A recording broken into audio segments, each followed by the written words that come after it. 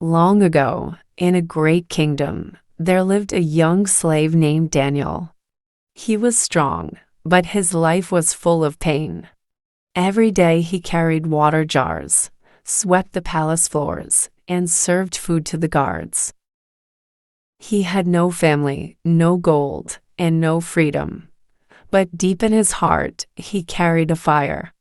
He hated the cruel king who ruled the land with an iron hand. The king took taxes, punished the poor, and laughed while people cried.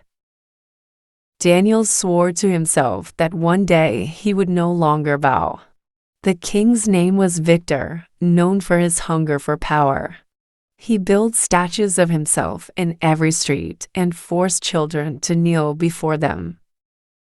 Daniel often passed those statues while running errands. One night, while walking back with empty baskets, he whispered, "One day I will make these statues fall." Another slave heard him and warned, "Be silent, or they will cut your tongue." But Daniel did not stop dreaming. His heart told him that even a slave could stand against a king. One morning, Daniel saw guards dragging a poor farmer into the palace yard. The farmer cried, "Please, I cannot pay more taxes. My children will starve." But the king only laughed and ordered the man to be whipped. Daniel's hands shook with anger. He wanted to shout, but fear kept him silent. That night, he could not sleep. He walked outside and looked at the sky. "God, give me courage," he whispered. He felt that his destiny was calling him to fight for justice.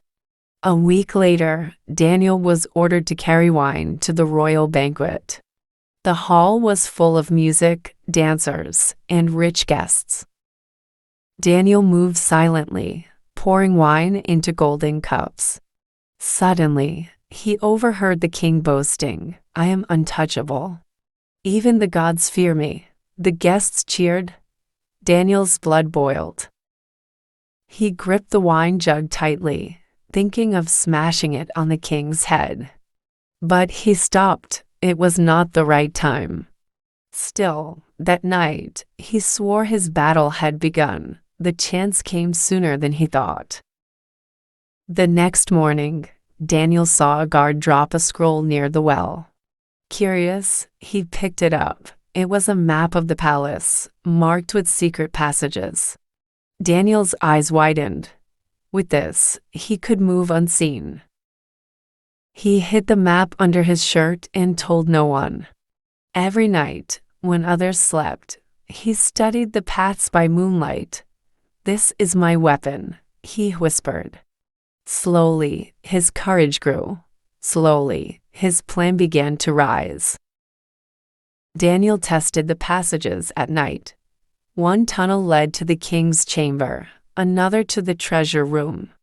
He held his breath as he crept through, careful not to wake the guards. His heart pounded each time he heard footsteps. One night, he found a small box in the treasure room. Inside was a crown covered in jewels.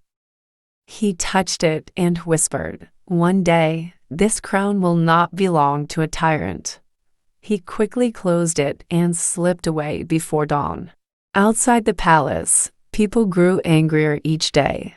Farmers lost land, children starved, and old men were beaten for unpaid taxes.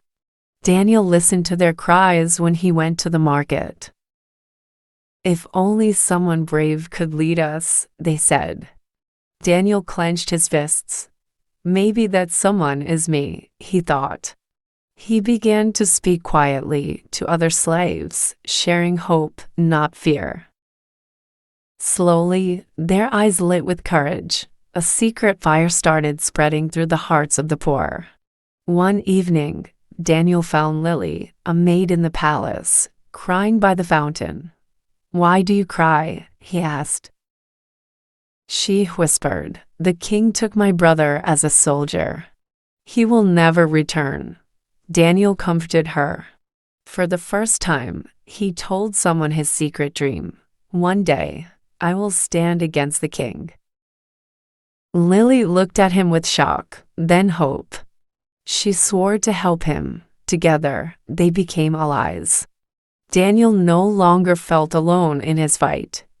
Daniel and Lily started watching the king's habits. They learned his routines: when he walked, when he ate, when he dismissed his guards. They discovered he loved to sit alone in his garden at night, drinking wine and staring at the stars. "That is the moment," Daniel whispered. But he needed more than courage. He needed proof of the king's crimes to rally the people. With Lily's help, he searched the passages, hoping to find secrets hidden behind locked doors. At last, they found it. In a hidden chamber, Daniel discovered scrolls that showed the king had stolen land, killed rivals, and even poisoned his own brother to take the throne. Daniel's hands trembled as he read. "This is it," he whispered. "With this, the people will rise." He tucked the scrolls safely into his bag. But as he turned to leave, footsteps echoed. A guard entered the chamber. Daniel froze. For a moment, it seemed his dream was about to end. The guard raised his torch, his eyes narrowing. "Who's there?" Daniel pressed against the wall, his heart racing. Just as the guard stepped closer, Lily dropped a vase outside the door. The guard turned, chasing the sound. Daniel escaped through the tunnel, clutching the scrolls. His breath came fast, but his spirit burned brighter. "Now I have the truth," he told Lily. They promised to share it with the people. But they also knew the king would kill them if he found out. The next day, Daniel whispered to workers in the fields, showing them one stolen scroll. Their eyes widened with fury. He killed his own brother? They gasped. The fire spread quickly. Every day, more people learned the truth. Farmers sharpened tools into weapons. Blacksmiths hid iron rods, and mothers prayed for courage. The city was waiting. All it needed was a spark. And Daniel was ready to light it. The time to challenge the king was drawing near. But the king also sensed danger. His spies reported whispers in the city. Angry faces, secret meetings, hidden weapons. King Victor shouted, "Find the traitor and cut him down." Guards searched homes and beat innocent men. Fear filled the streets again. Daniel stayed hidden, but his heart was heavy. "If they catch me, all hope will die," he thought. Lily urged him, "We must act before he destroys everyone." Daniel knew she was right. The moment had come to risk everything. At midnight, Daniel climbed the palace walls and crept into the king's garden. The stars shone above, and the king sat alone, as always, with a golden cup. Daniel stepped forward and said, "Victor." The king looked up, shocked. "A slave. How dare you?" Daniel's voice was steady. "I am not just a slave. I am the voice of your people."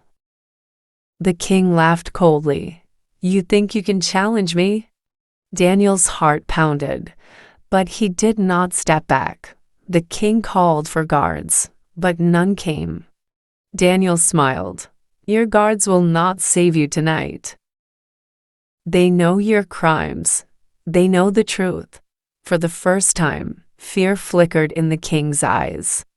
Daniel threw the scrolls at his feet. "Your secrets are no longer secrets. The people know everything." The king grabbed his sword. "Then you will die with them," he shouted. Daniel picked up a fallen spear. Slave against king. Fear against power. The fight had begun. Steel clashed under the moonlight. The king struck hard, but Daniel blocked with all his strength. Sparks flew as weapons met again and again. Daniel's arms shook. but his heart stayed strong. Lily appeared at the edge of the garden, screaming, "Daniel, don't give up." Her voice filled him with fire. With one final swing, Daniel struck the king's sword from his hand. It fell to the ground with a heavy sound. For the first time, the mighty king stood unarmed. Daniel pressed the spear to the king's chest. The king gasped, "You are just a slave. You cannot rule." Daniel's voice thundered, "A king who kills his own people is no king." "The people will choose their leader." Suddenly, shouts echoed. Farmers, workers, and soldiers poured into the garden. They had come after hearing Lily's call. They surrounded the king, raising tools and weapons. Victor's face turned pale. He saw that his power was broken.